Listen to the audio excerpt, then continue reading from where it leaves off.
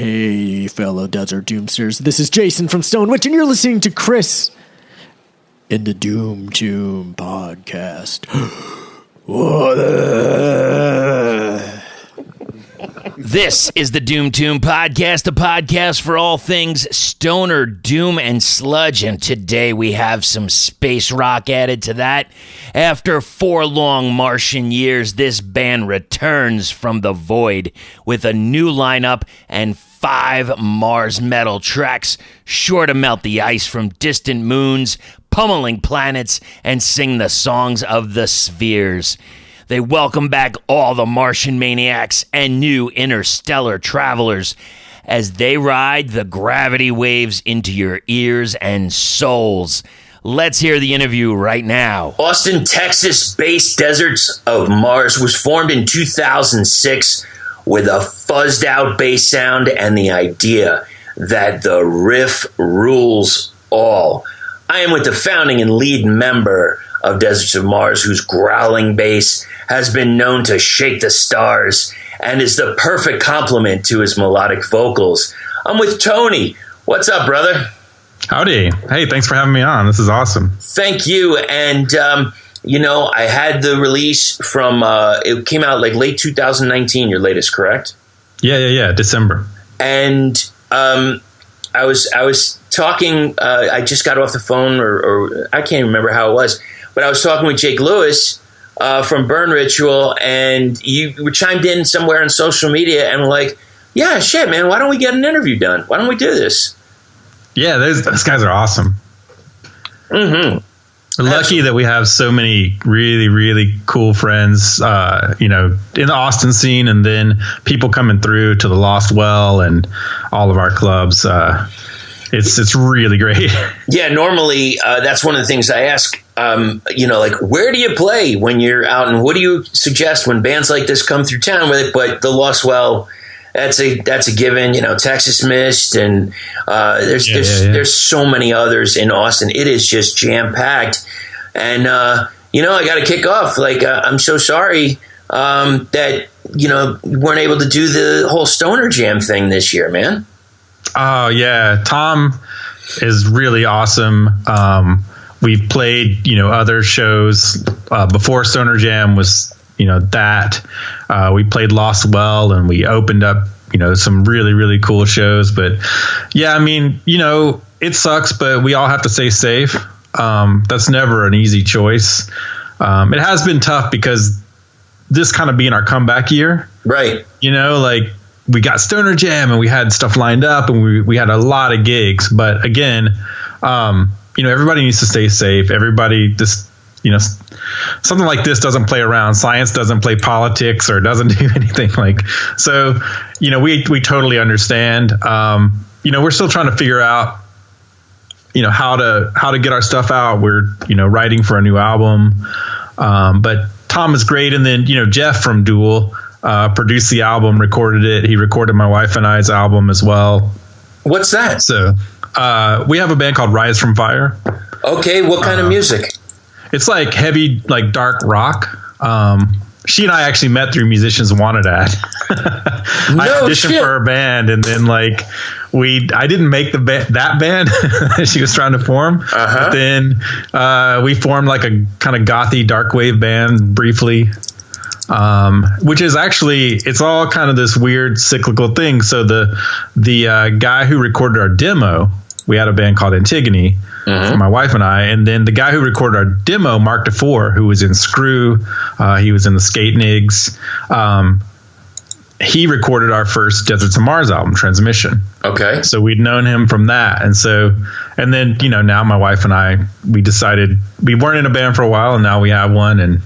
But I met Jeff through Duel, and he's a really good producer. So yes, it's been really cool working with him. And unless something crazy happens, I'm pretty sure he's going to be our dude for the next full length Deserts of Mars as well. So fantastic. Now you took a long time between. Was that intentional? Was that to work with Rise from Fire? Oh no, that was so. not too long after we were really going hard on for Transmission, Billy Garrettson, who did a lot of our founding artwork, really great friend of ours. He had a kid. He was also, we all worked in the video game industry. Right. I've been an animator and I did tons of artwork. He was an illustration. That dude's amazing. He's like, hey, I just can't really commit to being in a band and touring and that kind of stuff. So we got a new drummer. That took a while to find. I'm kind of envious of I know bands who like, oh, well, last week so-and-so quit and then we got a new person. That's never worked out. Right. So, and then right when we were really starting to put together, I thought, some really cool songs, that drummer quit. And again, I eschew drama. Like, none of this is, and I get why people do things, but it was really tough. We went through, then Bob, our guitarist on the first Transmission album, he wasn't as interested as well. So we found a new drummer, found a new guitarist, and then through just crazy stuff, started playing gigs. We were playing some really good gigs at Lost Well. It was really great. Even the Mothership guys, they were like, oh man, you guys are playing some good gigs. We're like, yeah. And random stuff happened with our guitarist. They had to drop out. So it's been a journey. I didn't know what was going to happen. I started writing songs. Actually, Morgan, my current drummer, and I started writing as a two-piece for a while. Okay. Because we didn't know what was going to go on. I love bands like Big Business, Tweakbird. There's a really great band called Blood and Stuff that did a really good two-piece thing.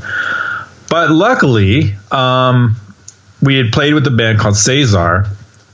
We loved them. They were great. And I saw Bradley from Cesar. I was like, man, I miss playing out. It's been like 2 or 3 years. And that was the same amount of time for us. Right. I said, hey, Bradley, why don't you come jam? Let's see what happens. And then we really meshed. We have, really great personality wise. We get along really great. We have the same kind of sense of humor, same geeky stuff that we love. But definitely it wasn't intentional. There's, I would have much rather done what a bunch of, my Road Warrior musician friends do. You record an album every year or so, 2 at the most. Sure. And then you play that out and then you do it again. But, it didn't happen that way, unfortunately. But it's the way it goes, you do what man. you do. Yeah. I've talked to other people and they say, like, look, dude, I almost quit, or I quit playing in a band for like 5 years because I just couldn't find that mesh, that gel, that thing, that essence that I know I need. I've got the material. I just don't have anybody that's agreeing with me on it now, because it's been so long since releases. Do you have a lot more material in the can that you're just like waiting to like? Yeah. We have the thing is, when you're writing as a two-piece, I want to bring Bradley's stuff in. So we recorded every practice. Right. I record that. I put it up on our server, and then we can send it back and forth. Hey, do you like this part of this riff? And I don't want to lose anything because I get busy. I don't want to forget a riff or whatever. So, to be honest, we've hardly got like 6 albums worth of riffs. Although you always have to be careful because it's been so long. Like I'll start writing something. I'm like, oh, did I write that before? That could have, I don't know. That sounds cool. So you have to end up reviewing it and everything. But yeah, so we're figuring out how to collaborate and write back and forth and send riffs around. So the real idea is, put together 14 songs, pick 10 of the, 12 of them, and then pick 10 to be on the album. Sure. Or more, depending on, but that's our current goal. But yeah, it's been painful not playing out and knowing so many cool bands and just really good friends. Like, I'd go and I'm like, man, I love being here, but man, do I miss being on that stage. So of course. It's in your blood. You got it, man. It's a no-brainer right there.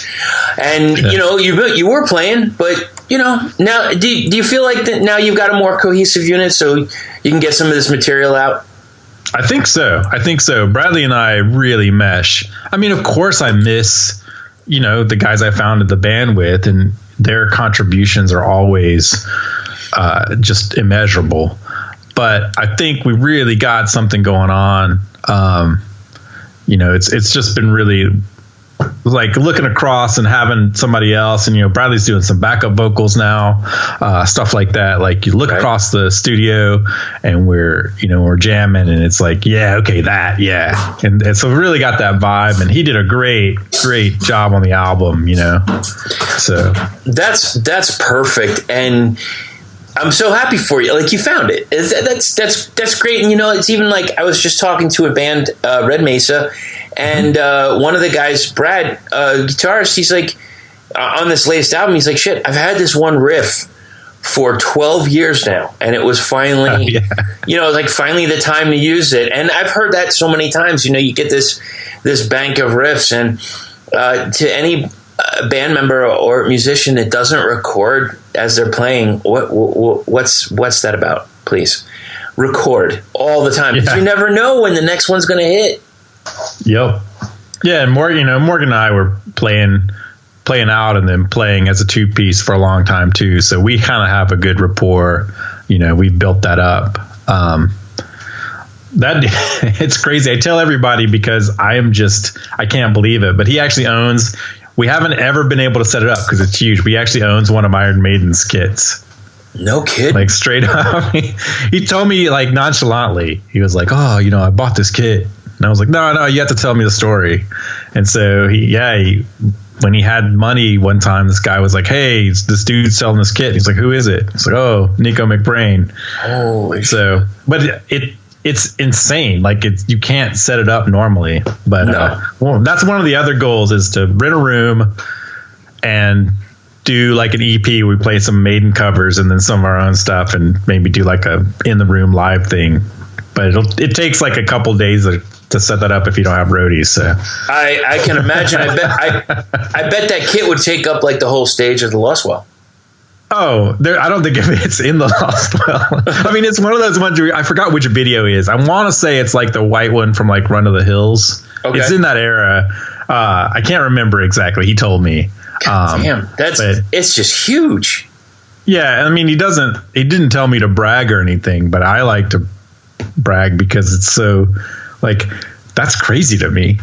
But so that was one of our things when he auditioned. And I think when Morgan auditioned, one of his first things, we were at my previous house, and I could actually play in my house, and he pulled out Corrosion of Conformity Blind album. I was like, yeah, this is the stuff. Right. And played some of that. And I was like, okay, we're going to get along.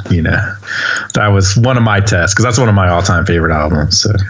We were, and it's funny. Who was I just talking about? I think it was, who was it? Oh, there's a band. It's a duo, father and son, called Dizygote out of Cape Coral, Florida. They were just talking about, we were reminiscing about some old COC, and like when that punk hardcore crossover kind of happened, whether it's DRI or COC.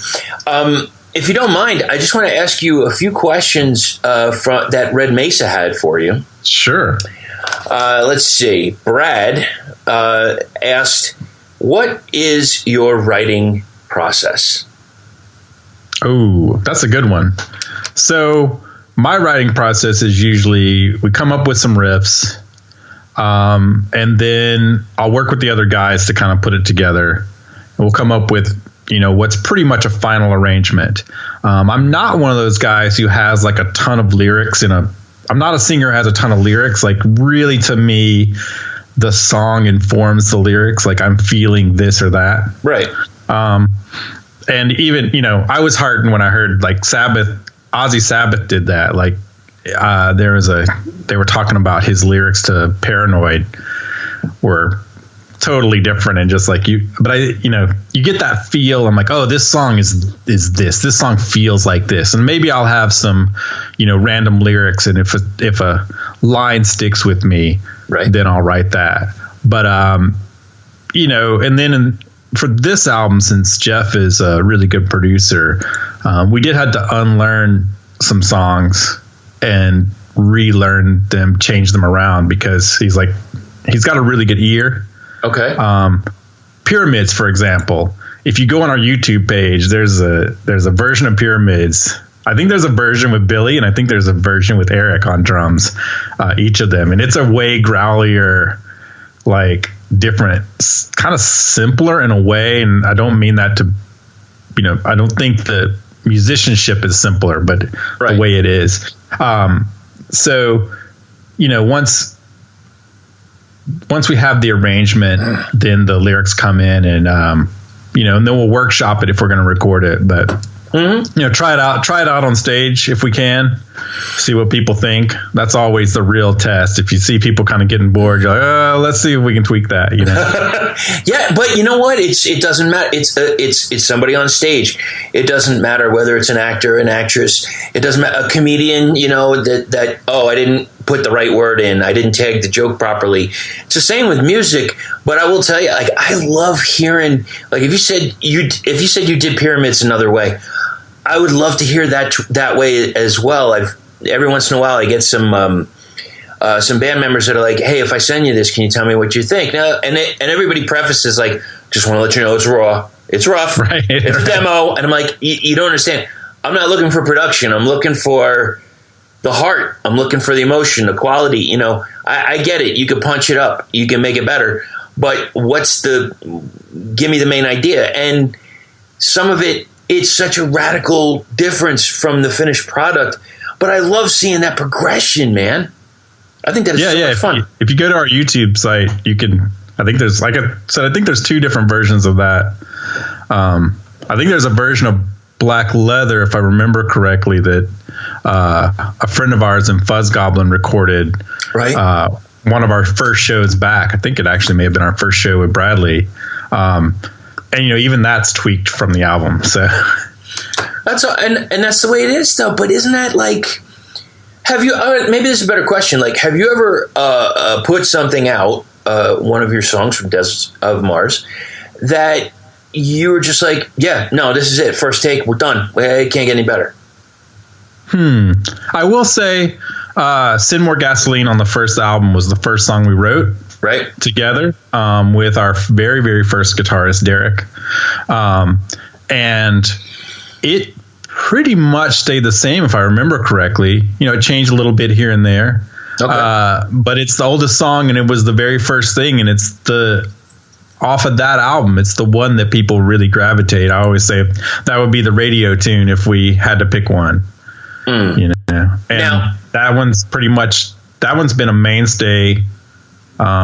I have a friend who actually started learning drums because he started playing Rock Band, on the Xbox. Yeah.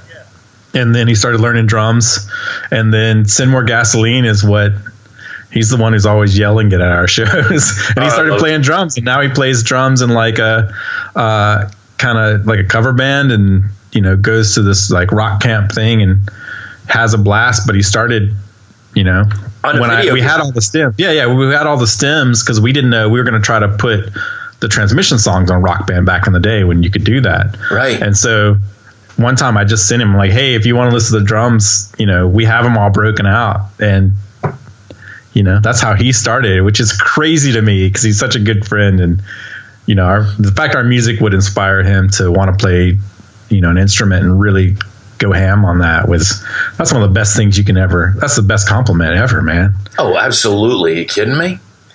Now, due to you have this new band set up. Basically, I don't know how long have the other guys have been in the band. So let's see, Morgan. Oh man, it's been several years. So 4 or 5 with Morgan, and Bradley, just probably close to 2. Maybe a little, because we started putting stuff together with him, and everybody. And once you get to a certain age, everybody has life stuff, right? Of course. So it took a little longer. Like I said, sometimes I'm envious of bands who are like, oh, and then we replaced this guy, and then we went on tour and all that. I'm like, man, how do you do that? But everybody's path is different. But it's just, and it was really, with Bradley, it was really organic. And, same with Morgan, like we just gelled really early on. So now one thing that we got to talk about is practice. Cause in the current state, everything that's going on right now, maybe practices have changed, maybe they haven't.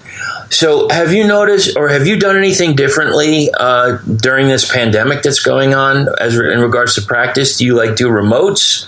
Do you all still get together? Yeah. We talked off and on, but I've been practicing at my house. I brought most of my stuff home just so I could have it if I needed it. But yeah, with Austin, the way that they're in place, kind of lockdown is, you can still travel and everything, and people aren't listening, whatever. But we haven't met up at the practice area in a while. Mm-hmm. So once we knew that was going to happen and we weren't going to be playing out for a little bit, we basically said, okay, what are we going to do for the album? So I got a riff together. We have it put into folders and, working that out. And then because I'm a tech director, so I have to have everything planned. And so I made a spreadsheet and these are the songs, add to this. What do you think? This, we have the riffs, we have this, we have vocals, because, as soon as possible, we want to be recording the new album and then playing out, when we can. So it hasn't been as, we haven't gotten together as much as I would like online.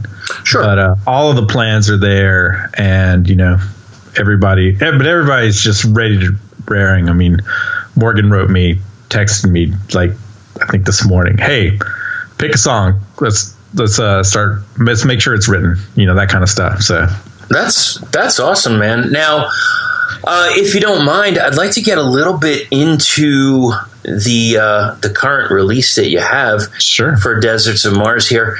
And I want to start off, if you don't mind, by the artwork, because you say the artwork was by you, correct?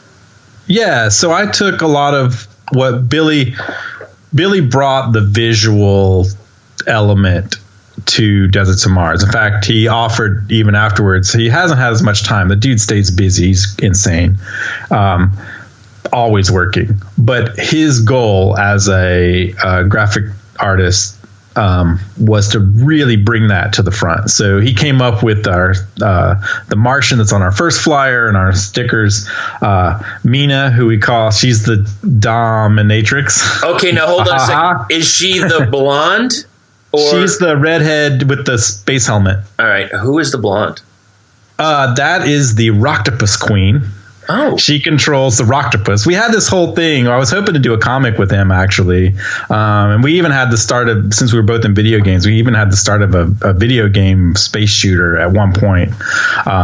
It didn't quite gel, but he left the company that he was working with their engine. Anyway, so there's the Martian, there's the Rocktopus Queen, there's the Rocktopus, and there's Mina.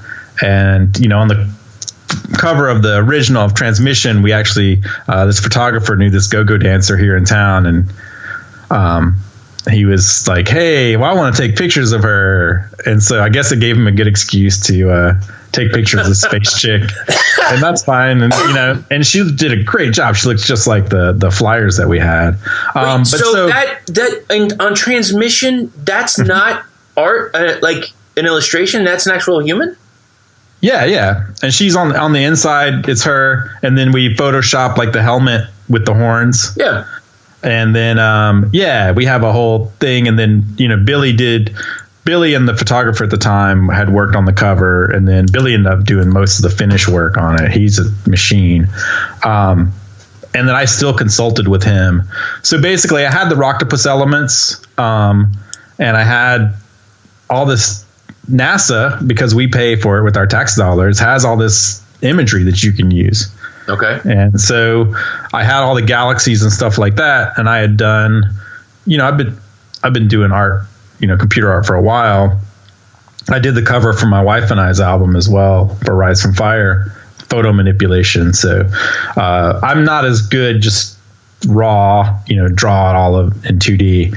But, my friend Jeff Arthur, he had this spaceship that was like way different than the spaceship that's on the cover. Right. But I took that, manipulated it. If you zoom in, I made it album size. If you zoom in, there's even little like Rocktopus like markers as if it's Rocktopus are taken out. You can't see any of that because it's small.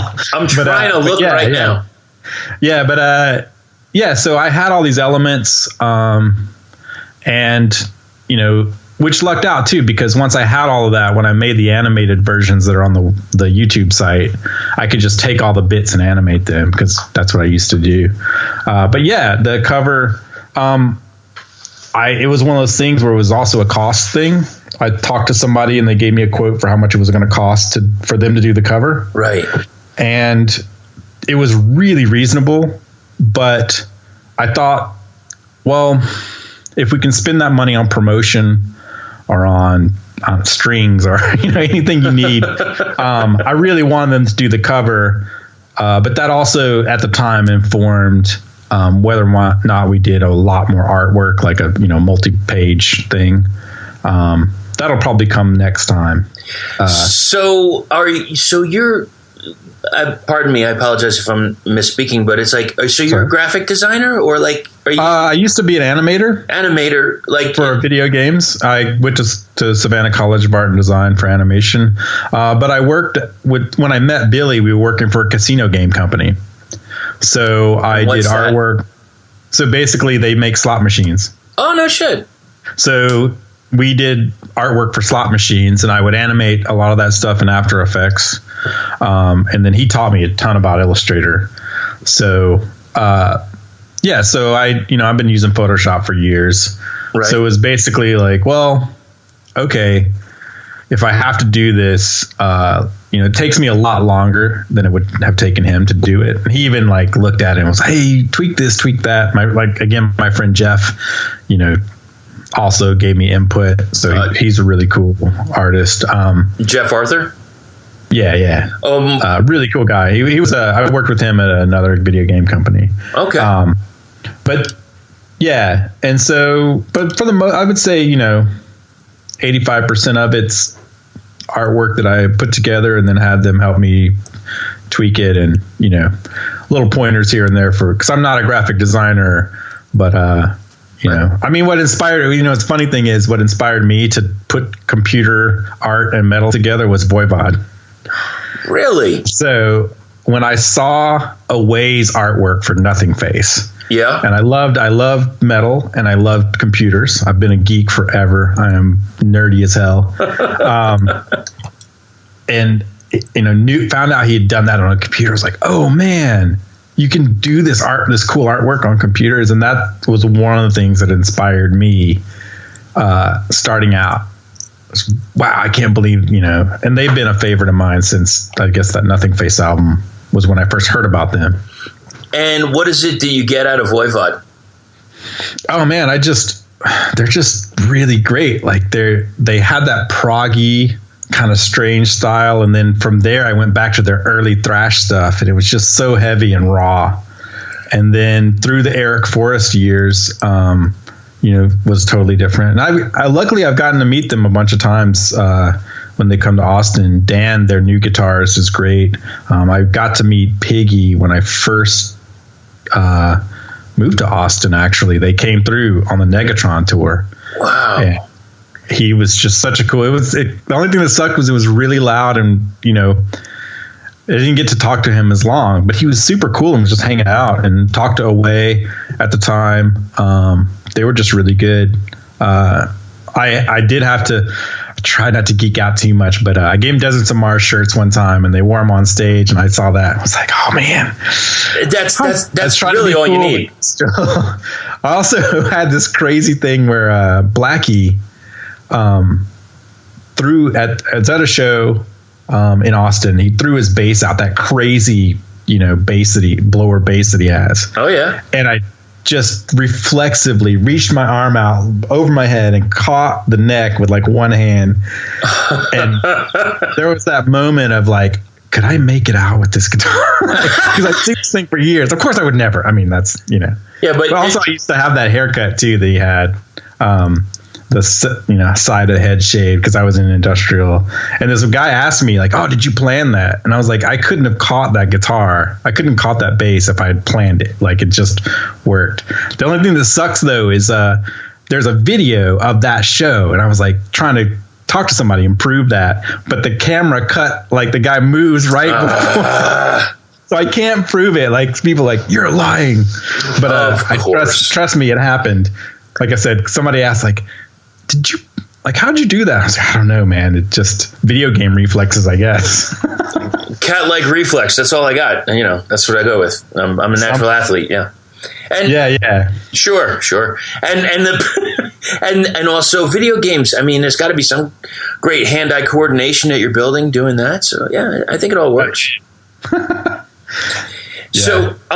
So between yourself and Billy, do you think that well, first off, do you think Billy would do any illustrations right now for bands, or and yourself as well, and Jeff, and even Jeff? Jeff, I'm not sure what he has going on. He does less. He's more 3D guy. Okay. For myself, I barely have time to do what I would do. And I think Billy even more so. Like, I tried to get him to actually commit. He was actually going to do the album cover, right, and just got so swamped. He's working on I don't know if you heard the what was he working on at the time? Darksiders? Do you know that game? Darksider Genesis.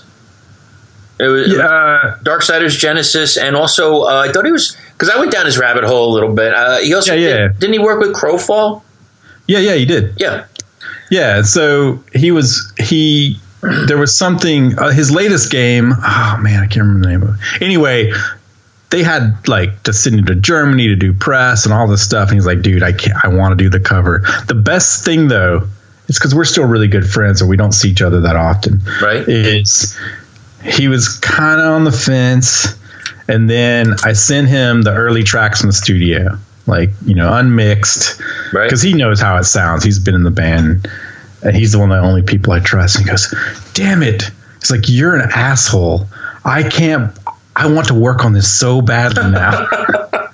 He's like, "I was really ready to just go, I can't do it. I'm fine." He goes, "But this sounds so good." Wow. He's like, "I can't." That was the best compliment. and you know what? It's also a testament to friendship too. Absolutely. So he did what he could, but it ended up falling mostly on my shoulders. Okay. All right. So let's get into it. Let's get into the tracks here. Let me move this over here. Boom. Return from the Void. Was that a kind of a play? From being away from... Oh, absolutely. Yeah. Okay. I wanted some way to indicate it, and still sound cool. It sounds great. That's why the Rocktopus is like coming out of the black hole and chasing the ship and all that. Like, sure. That's always been our thing. Is coming up with the name Deserts of Mars. I wanted something that had a lot of imagery. Like, you can make it whatever, because Mars is the god of war. It's also space. I'm a huge geek. It can mean all this different stuff.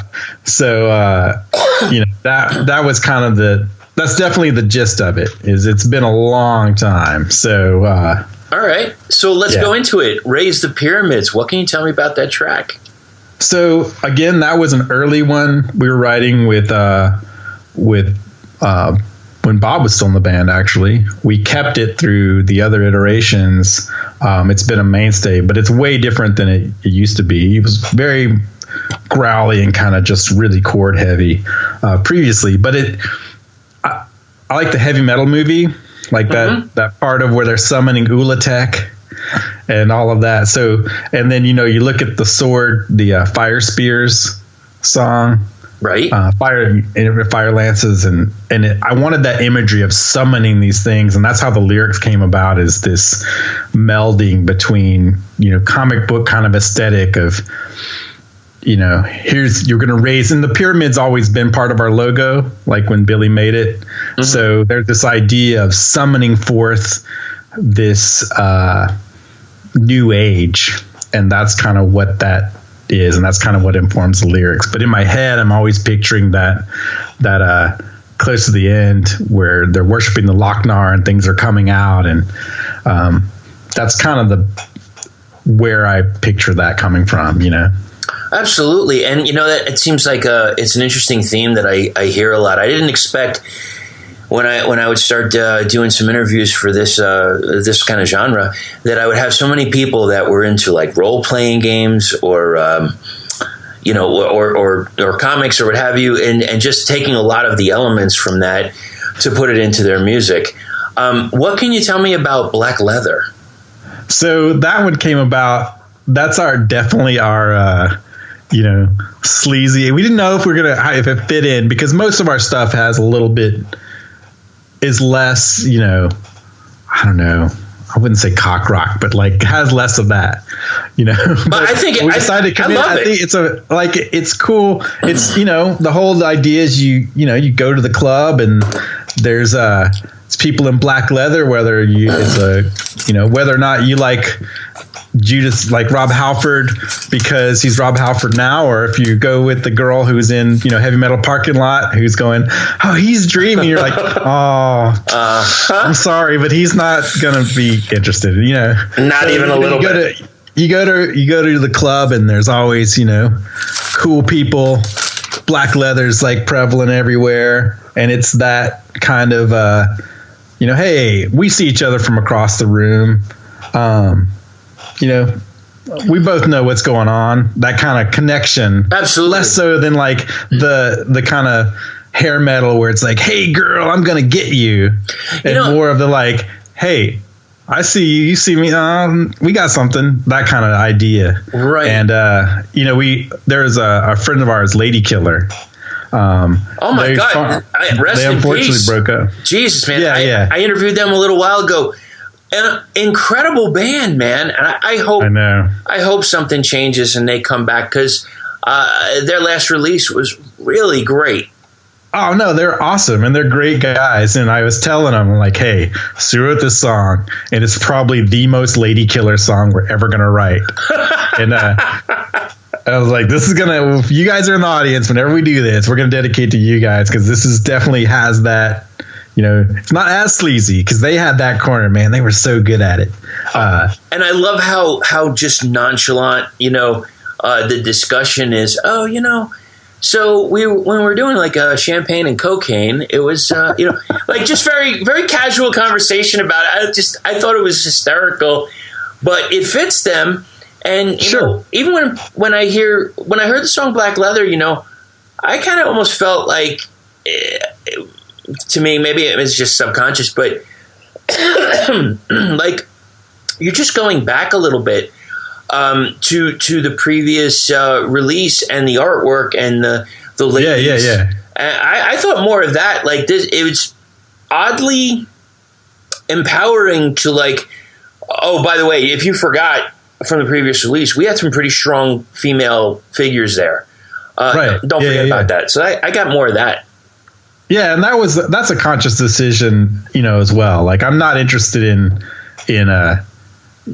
the kind of, again, the hair metal, hey, she's 17, or hey, babe. It's more of like, hey, we all know what's going on. Also, the coup was I got my wife to sing on this, she does the backing vocals. Yeah, I saw that. So I got her to sing about, the people in the club in black leather. I got her to sing about that. She does also in Journey. She's does the cool backing vocals on that. But she's an amazing vocalist, so it was a no-brainer. But even when we were in the studio, Jeff's like, nah, man, you got to sleaze this up. You got to do this. And like the way we arrange the vocals and how that all, he's like, you got to go for it. Like, don't half-ass this.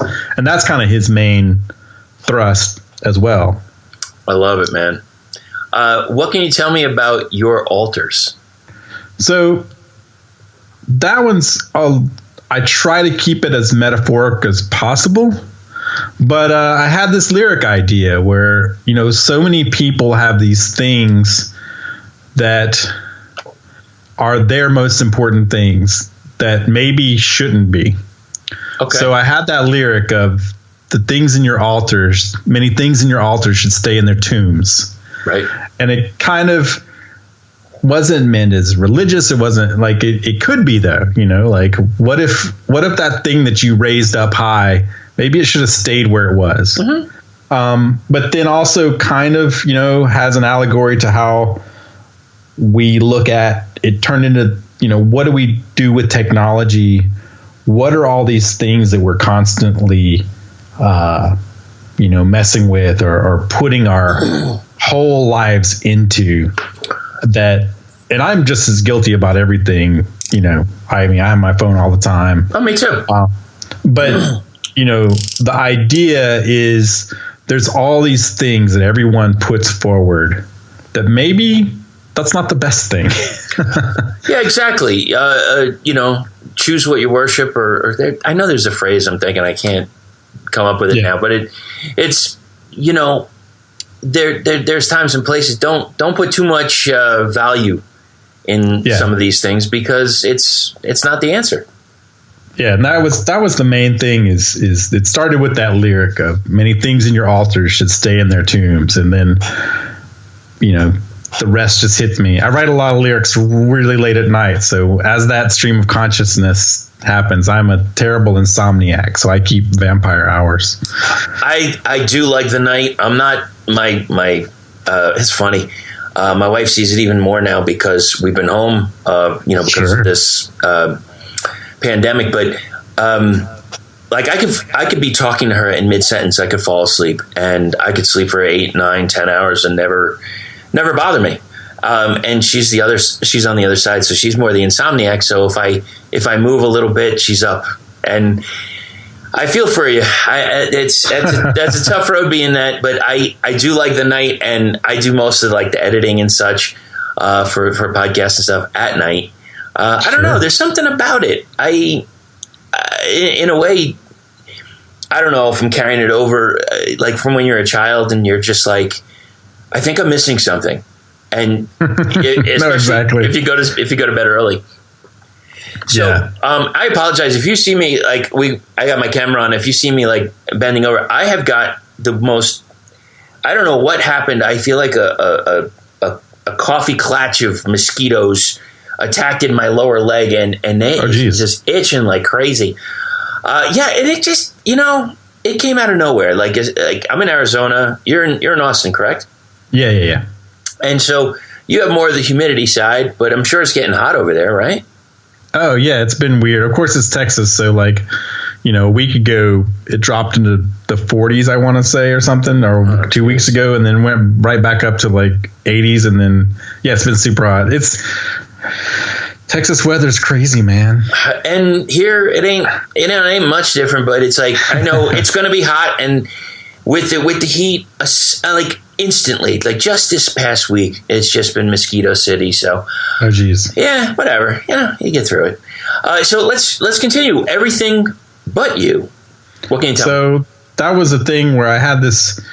The riff sounded spacey and distant, and then I had this idea, and I want to do a video for it. I have ideas. I have a kind of storyboard in my head, and I need to just execute on it. A person who's, again, I like metaphor. One of my favorite lyricists, and if I could ever approach his skill, it would be something. But Chris Cornell is a big, like his use of poetry and how he crafted songs is still just a huge inspiration. So I like this idea of like there's several different ways you can take it, but it's basically the idea of someone, in this case, going through space in the middle of nowhere and realizing like all the stuff that I thought I cared about, like there's only one thing I care about. It's the person you hold the most dear. But sometimes you don't think about that until you don't know what, you don't know what you got till it's gone kind of thing. So the revelations of somebody flying through hyperspace and going, all of that stuff I thought was important is not. But, that's kind of how. But again, you can take it, I try to make it so you can take it a bunch of different ways. But that was definitely how it was like, what do you do when there's that important person or people in your lives and all the other stuff like you go, why did I even care about this? That was a stupid thing for me to fixate on, when this is the real stuff. And it doesn't even have to be a person. It could be, friends, or like what's most dear to you, and missing that, And you know what? Before I called you, or before we started talking, I'm thinking to myself, I've done a bunch of these phoners because I usually go live at the venue, but we can't do that. Sure. And I've been home quite a bit, and I swear, like, I didn't want to bring up this pandemic a whole lot because I want to keep it really about the music. But when you mention a song like this, Everything But You, I'm hoping that people are going to see this because they're home with their loved ones, and maybe they can get some kind of reconnection that they might have lost throughout the way. When you're constantly like focusing on text them, you don't see each other enough, and now we've gotten this point. Maybe we'll get a deeper connection.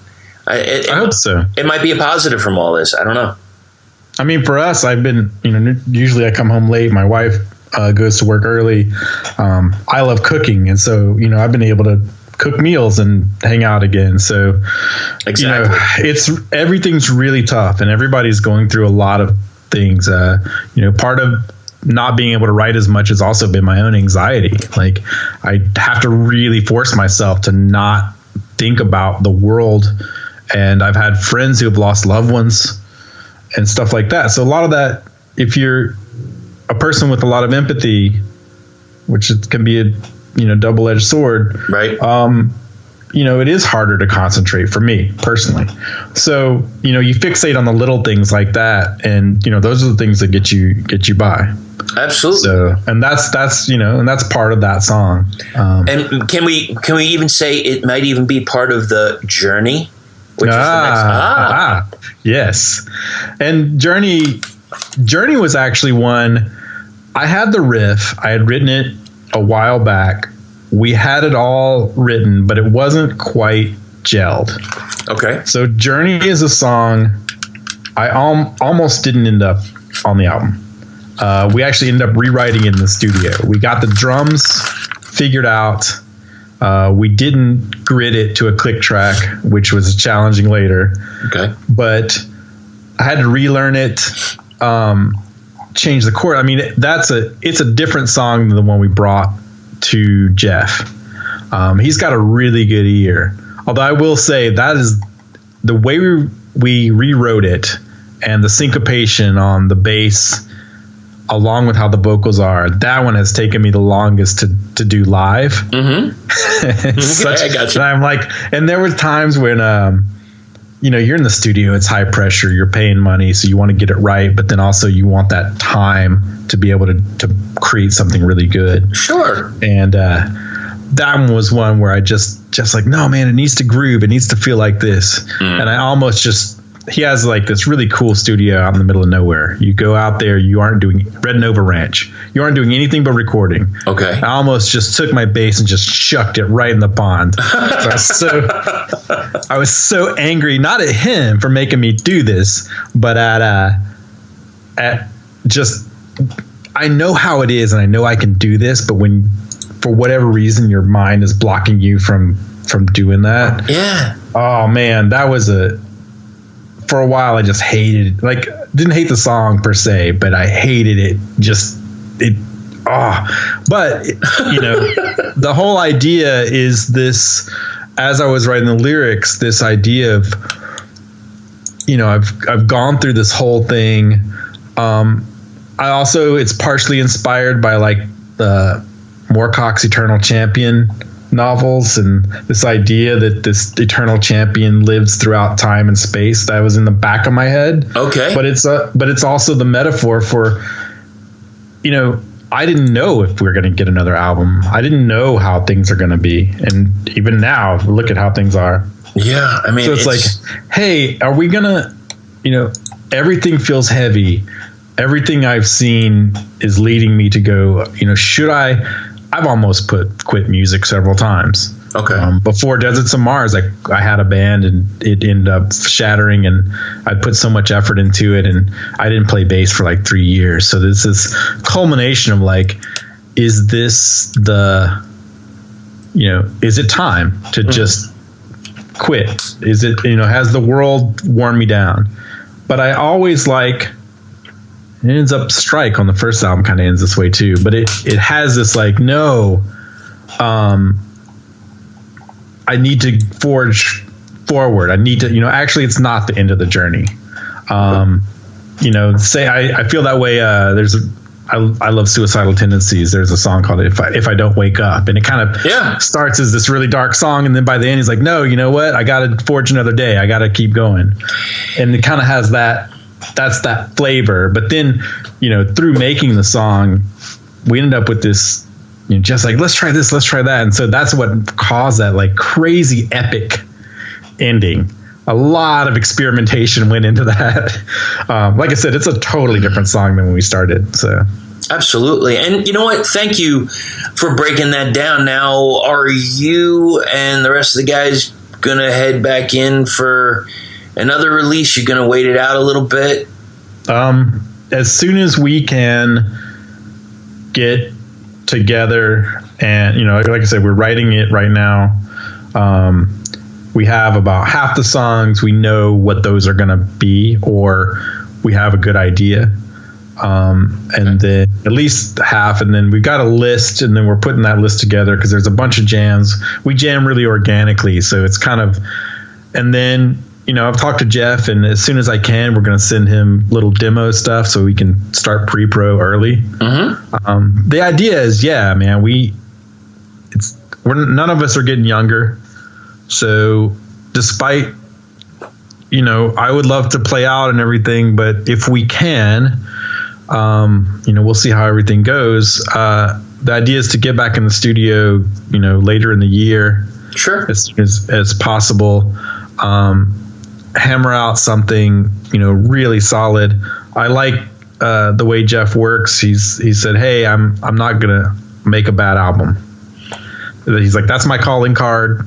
If you heard his stuff he does all the dual stuff they go in and record, luckily. And his stuff on Meganauts is fucking awesome. So yeah, they sound great.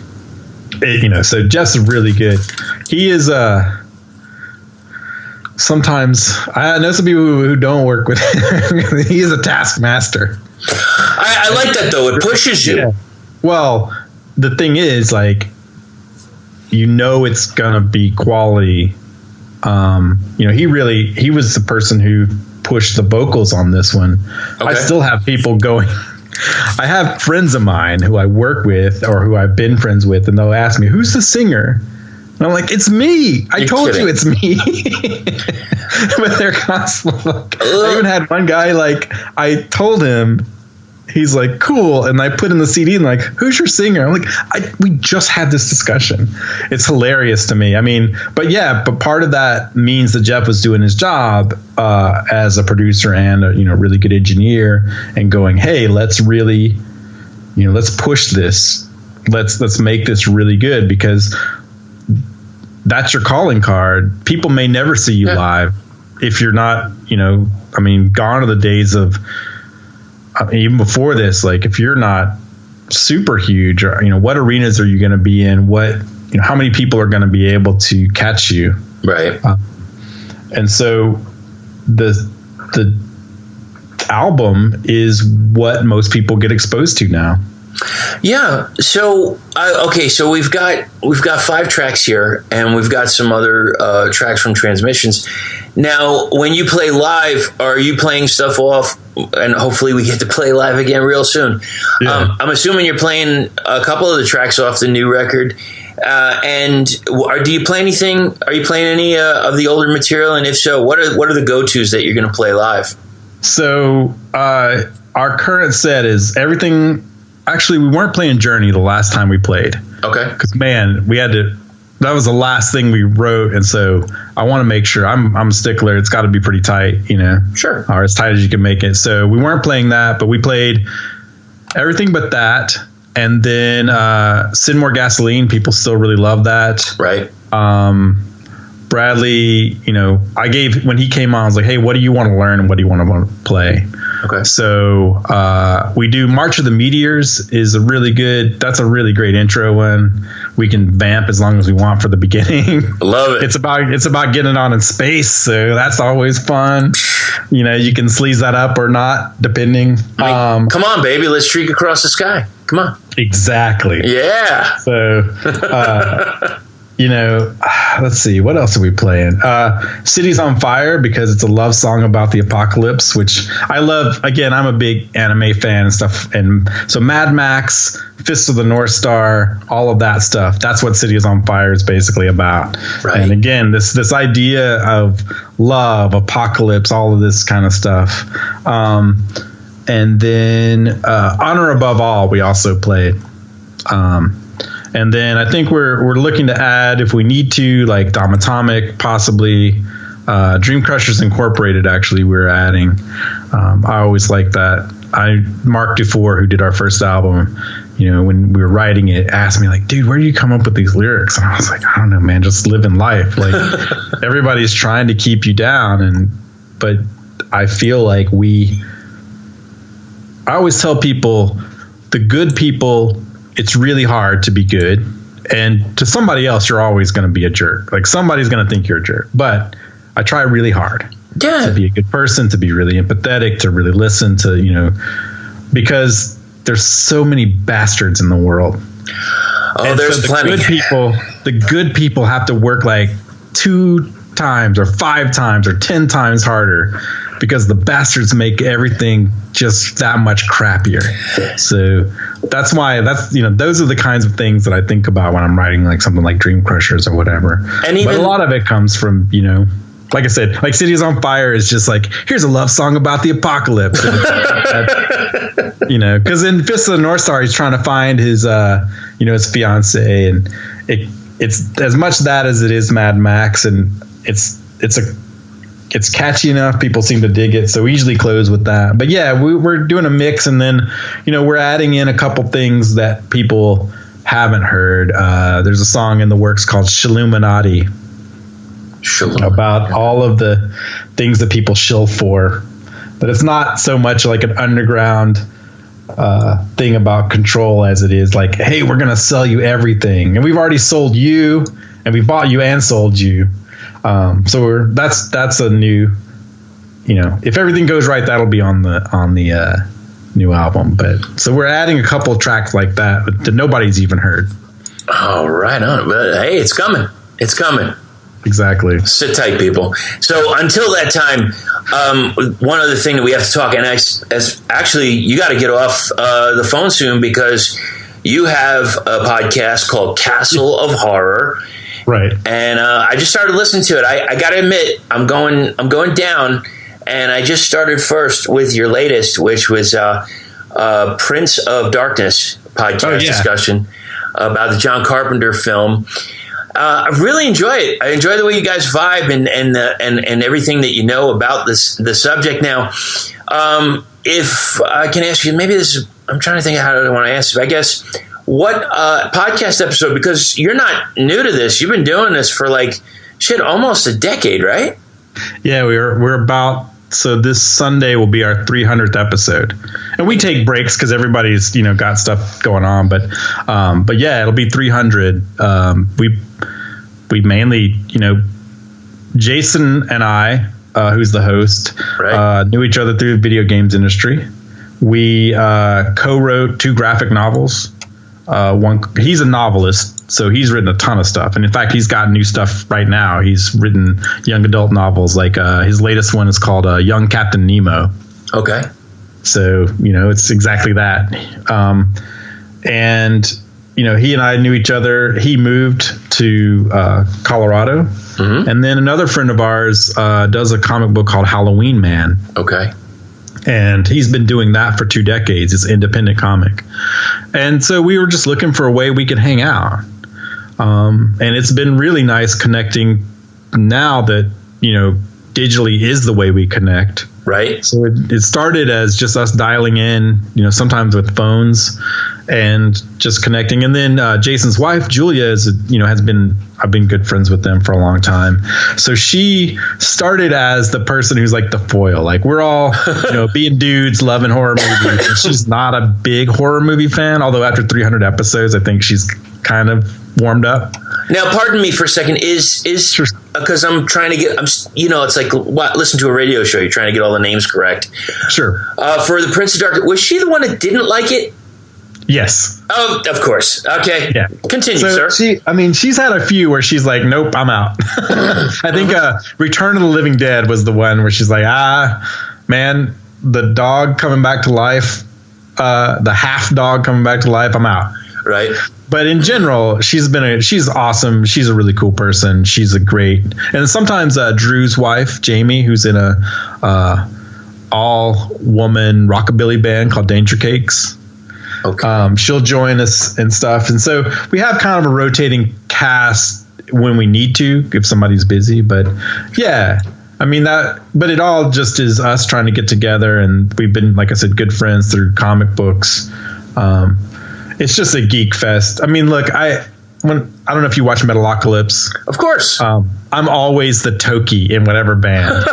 I'm not as spelt as Toki, I'll admit. And I don't know if I can play guitar that well, but I love when you go into Toki's room and it's like models and unicorn posters, and that's always me. I am never I love metal, and I'll go toe to toe with anybody about metal, but currently it's like on my shelf right now in this room is Godzilla everything, Shogun Warriors, all of my CDs that are metal, and then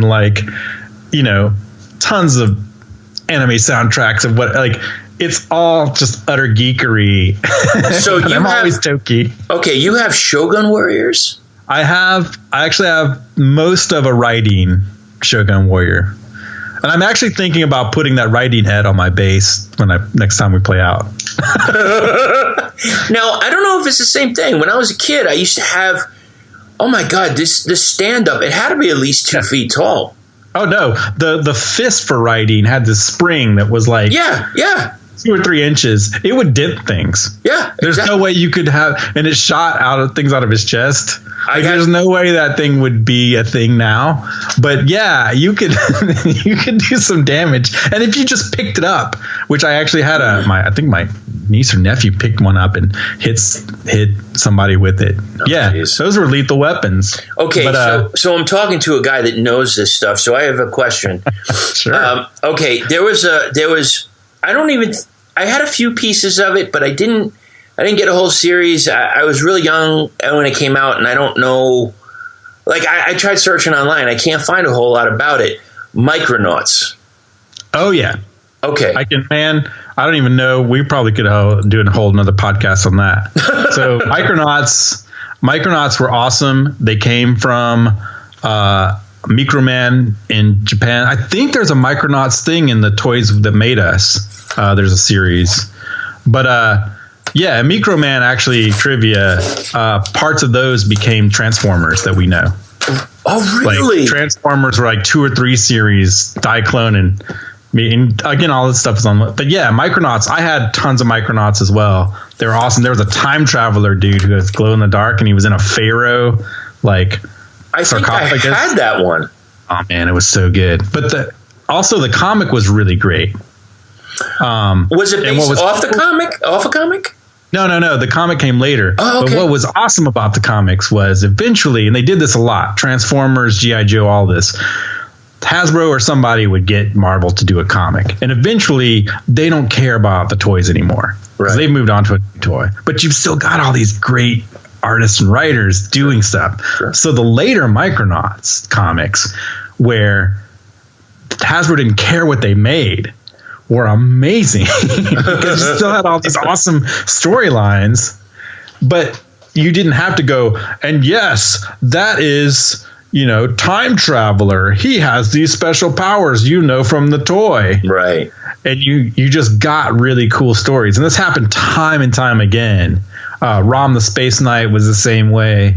And they were, those runs of comics were amazing because eventually they just kept writing them because they had, they wanted to sell comics with Marvel, right? Of So course. they're like, why should we end this until the license ran out, right? But yeah, you had all these great, but yeah, Micronauts were amazing. They also were one of the first ones that had kind of the bendy, like the hands bent and stuff. They weren't like Star Wars action figures, which are real like They're real stiff. real stiff. But Micronauts bent all these, had all the cool points of articulation, and yeah, man. I appreciate you coming up with that word. I was thinking of it as you were saying it there. The articulating joint. Yeah. So, Kung Fu grip. yeah. Oh, the Kung Fu grip, man. Oh, I had a couple of those, and then also the $6 Million Man, and you could have taken off. I think I could take off his one arm and put a couple different arms on it. Yeah, you could also stare through his eye as if it was a bionic eye. Yeah, it was absolutely, and he had the skin was like like you could roll it up like rolled up rubber. Oh, the days. Oh, the fun. What are kids doing now? They're on TikTok. Oh, the horror of it all. Okay, so I wanted to ask you just a few more quick things, and I know I'll let you go because you got to do your show.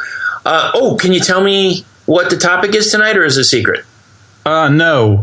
Tonight, so we've been doing alternating. We've been doing hangout episodes just to kind of have more content because people want to, what else you got to do? Exactly. And we're in the same boat. So tonight is a kung fu movie about Bruce Lee, has been dead, but after there's all these Bruce exploitation films, right, where they want to cash in. Bruce Lee was dead. They want to get their own Bruce Lee. Oh, plenty, yeah. In this one, and this is why we're doing it, Bruce Lee wakes up in the afterlife.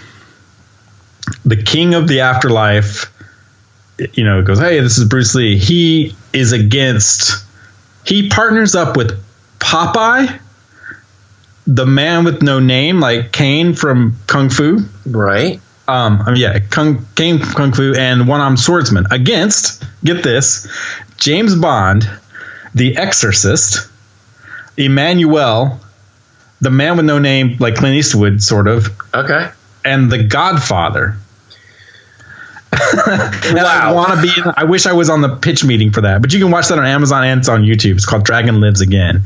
So it's an insane movie. All right. But I just wish I could picture when somebody goes, hey, so get this. Bruce Lee wakes up and he's going to fight Dracula, but he's also going to fight The Godfather and James Bond and Emmanuel and and he's going to team up with Popeye.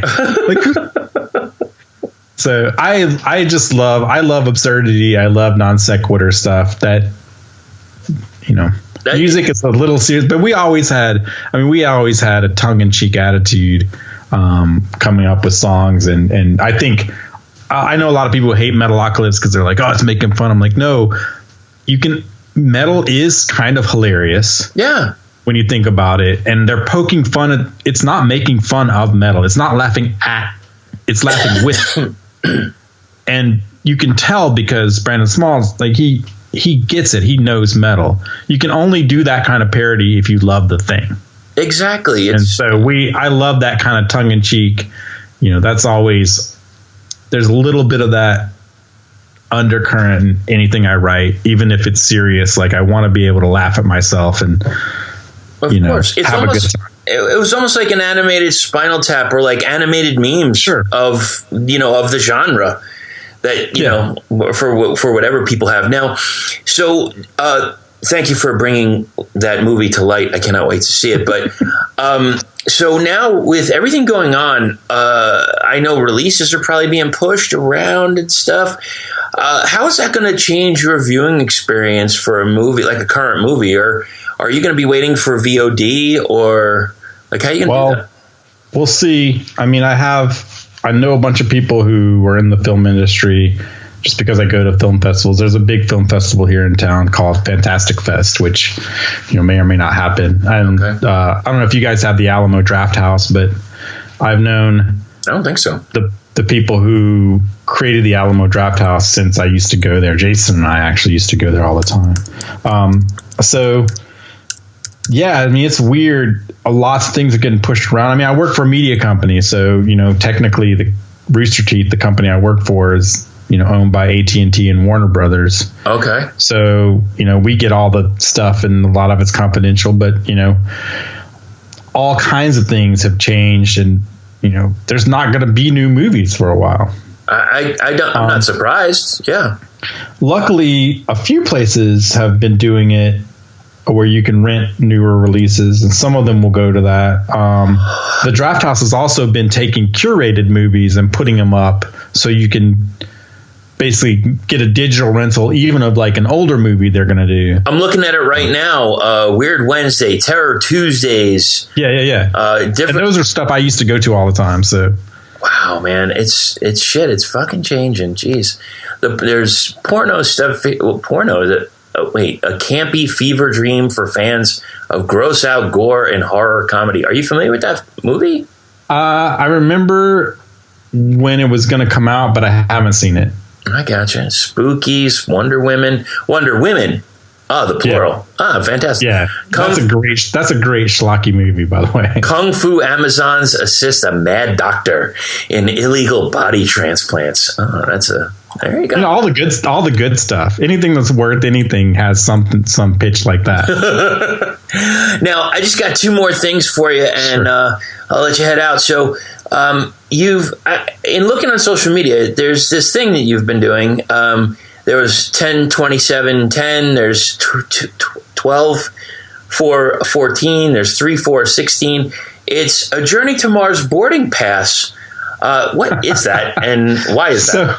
So, again, my geekiness and my love of science, NASA put out this thing and was like, hey, you can go to Mars on our next thing. Right. So normally they had one call for music and stuff. And then they also had basically your name ends up on a file that's, probably on a USB drive or some, if it's solid state chip. Yeah, they say like a microchip. Yeah. So your name along with, however many people, sign up ends up there. So, a lot of our stuff, I wanted this, and a few of the reviewers have really picked up on it, and I love it. Hey, we come from the Mars home base. Like that's our, that's our practice room, and we're beaming stuff to you and all that. And because I think that's cool. And that's our shtick, but it's also, I feel like writing that makes it more entertaining, Absolutely. Now, there's not as much mystique to me. So when I had a chance to get our name, it's Deserts of Mars, we have to end up on Mars. Of course. Like it's got it. So I signed up to every time NASA has a thing, I'm going to do that. Makes sense to me. Yeah. Yeah. So you get your boarding, they have the cool thing where, there's a lot of stuff our tax dollars, go to that I'm like, really? But this, it gets people interested in science. It gets people interested in what's going on. Yep. And hey, you can say, how many people can say, oh, I'm immortalized on Mars. If the Martians find the rover, they're, and decrypt it, what's this Deserts of Mars? And so I, signed up as Deserts of Mars to each time that they put out anything like that, man. That's awesome. So I kind of have to. It's almost, you're playing Mars metal, for gosh sakes. Exactly. Exactly. So what are the awards points? What is that? How's that work? I am really unsure about, I guess, I don't know how I don't know what you redeem for that, but basically you sign up for things and eventually they give you, tiers. I don't know, but my whole thing was just like, hey, I'm going to sign up for this. I got you. Now, I was thinking maybe you get enough award points. Maybe you can eventually get a discount on buying a dome or something on Mars. But I was looking at the temperatures. It's in the daytime, it's at -20, so a little chilly. Yeah. At night, it's -123. It's Fahrenheit, so, whatever. But I can't see, I don't know if we're going to be living there anytime soon, but who knows? Maybe. Well, for us, we always stay inside. It's very climate controlled at our Mars home base. Okay. That's again, our present situation is a little easier when you're holed up in a Mars bunker. Absolutely. You understand that, you can't get out a lot. So, I've lived this for a while with this band, so I'm maybe more prepared than I would have had I not have to stay away from inclement Martian weather. Understood. Yes, preparing for the worst. Thank you so much for that. And do you have a question that I can ask the next band? Ooh, I'm on the spot. That's okay. I would ask them what was the first piece of music or album where they either saw the cover or they heard it and it went, I gotta do this. Okay. This is like, because you can be a listener and that's great. Sure. I still pick up so much music. Friends of mine often go like, you'll have some people who are constantly on the hunt for new stuff, right? Right. And I tell anybody who says, "Oh, rock and roll's dead," or like you aren't looking. But then you have a lot of people who are like, I have my favorite tunes and I really enjoy these, and that's fine too. Like you don't have to be. I always say I have two criteria. Right. Are you hurting yourself or are you hurting other people? Mm-hmm. If the answer is no to both of those, like whatever you like. Yeah. Like if you're supporting someone who's actively hurting people, I try not to do that. Sometimes we don't have a choice because of the way our society works. But in general, I try not to support people who are actively bastards if I can help it. Right. I appreciate it. So I have, but when people talk about guilty pleasures or they talk about all this kind of like, oh, it's so bad, it's so good. No. Did you enjoy it? Did you feel it in your heart? Right. And, sometimes I catch flack because, oh, that's not metal enough, or that's not. I tell people I'm on the fringe of a lot of fringes because I love cinema, but I don't know who was the second DP who also did this other artwork on this other film, or like I don't know who the producer of these 3 metal albums was, but who also was the roadie for blah, blah, blah. Right. But I can talk. I can tell you what's cool about metal and all these bands and stuff. So the people who don't actively search, there's a difference between, hey, I really like music. Sometimes it's time or whatever. But the musicians who really like when it's in your blood, there's a point where you go, I don't know what it is, but I have to do that now. Mm-hmm. And that's the question I would want to ask. Like, what was that when you picked it up and went, nope, this is it, man. I'm set for life. You know what's interesting about what you said, and then thank you for your time, by the way. I really appreciate talking to you, Tony. Thanks. When I hear some of that, yes, I used to be that way where I would sometimes I would curtail what I wanted to.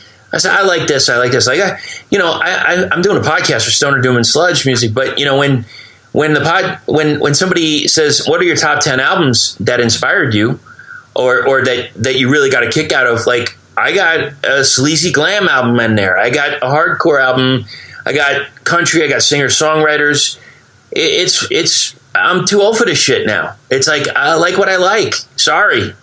I'm sorry. Yeah. I'm sorry. It's not whatever enough for you. But I've even taken it a step further because somebody did this to me where I don't know if you ever had this where somebody says, oh, have you heard of, I don't know, let's pick a band. Have you heard of Sleep? No, never. You haven't heard of them? Oh my gosh. What is this? Instead of that, it's like, I haven't. Teach me.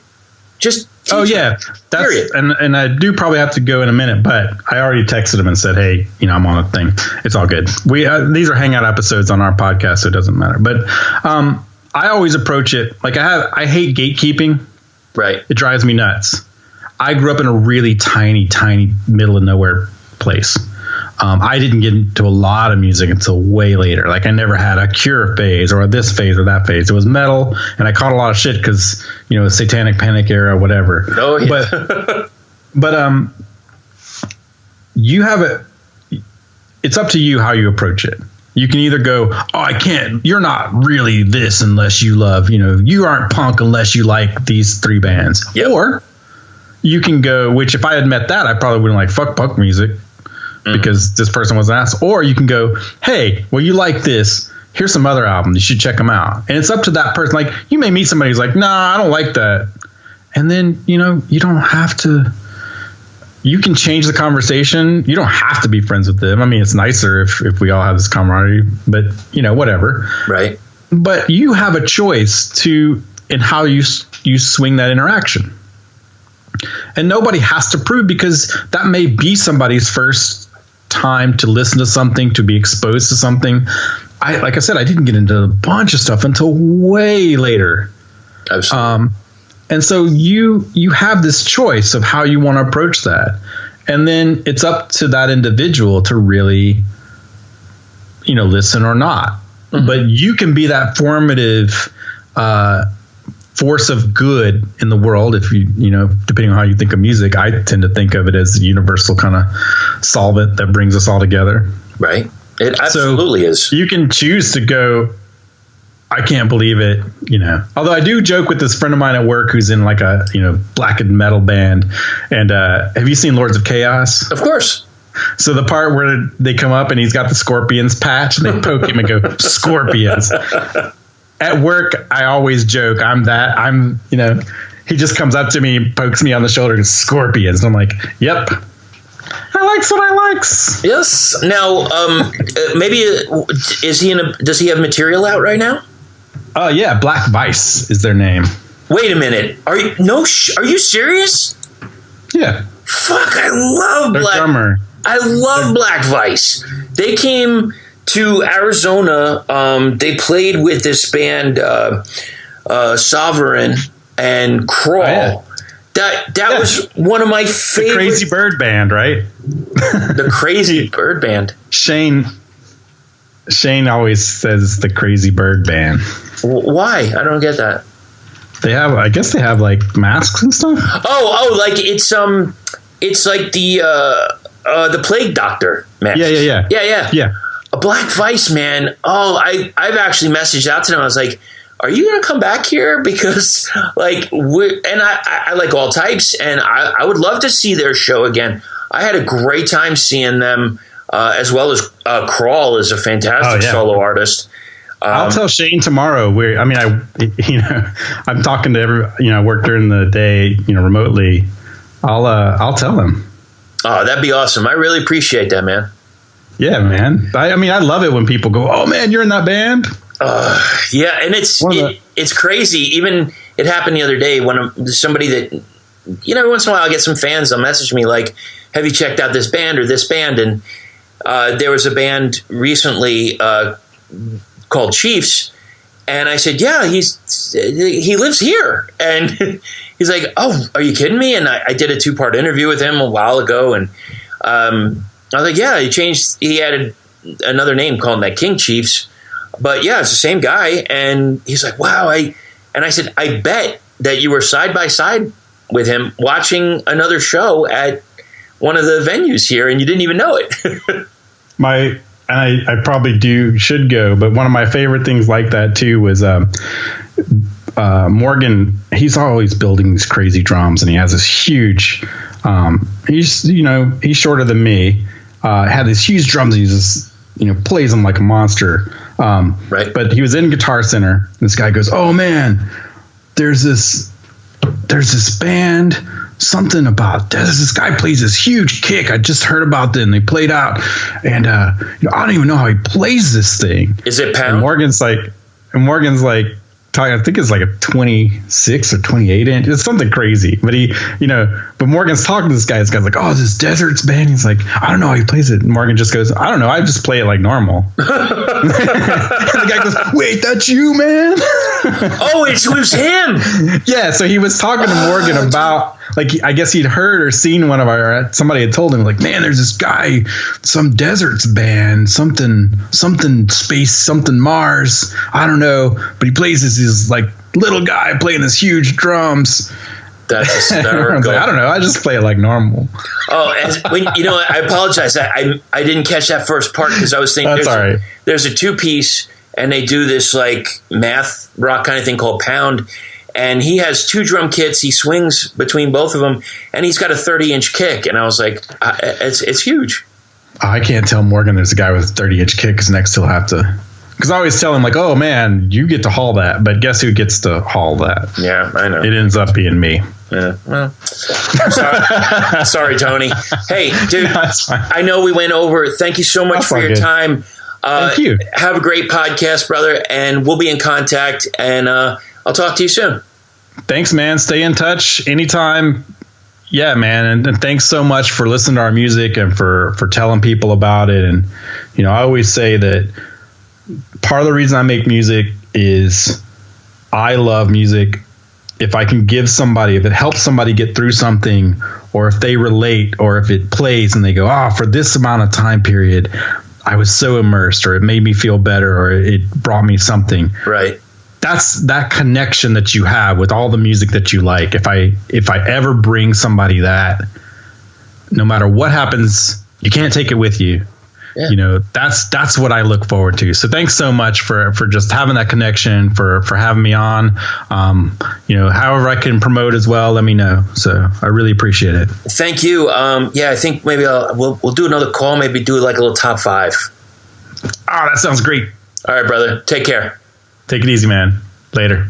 Thanks so much to Tony, and thank you everybody for listening. I found out that Tony knows another band that had toured in the Phoenix area called Black Vice, and I had to scour my old computer, which took 1,000 years because it has this like spinning wheel of death. But I got the pictures and the videos, and I'm going to shoot them over to him as soon as possible. Black Vice, if you're into some black metal, go check them out. You won't be disappointed. Some killer tunes from them as well. Thanks, everybody, for listening. We'll talk to you soon. doomtombpodcast@gmail.com. That's how to reach us. doomtombpodcast.com. That's how to listen to all the other episodes. Thanks, everybody, and don't forget to stay heavy.